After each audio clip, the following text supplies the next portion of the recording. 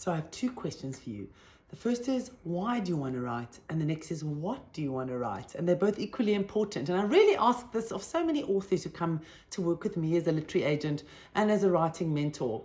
I've got some of these published authors sitting next to me. I like to keep their books nearby. And I ask these two questions because they're critical.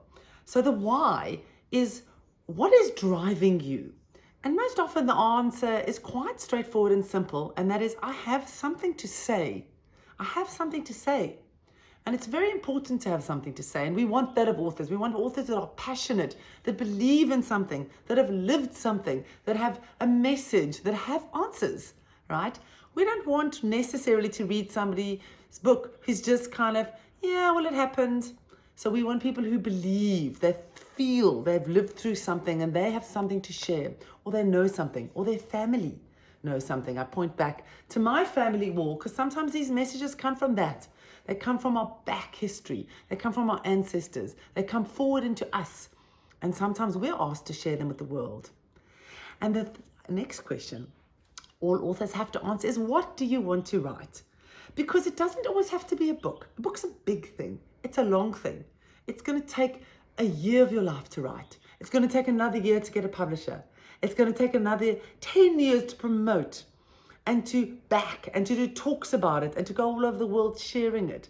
So books are big. So if that calling's there, we also work with that. But sometimes there's smaller callings. Maybe it's a poem. Sometimes it's a 40-minute talk. Sometimes it's a 20-minute talk. Sometimes it's a ebook or a smaller book, a 30,000-word book. So we want to really work with the two things, which is the heart's desire, and then what are you going to put out in the world?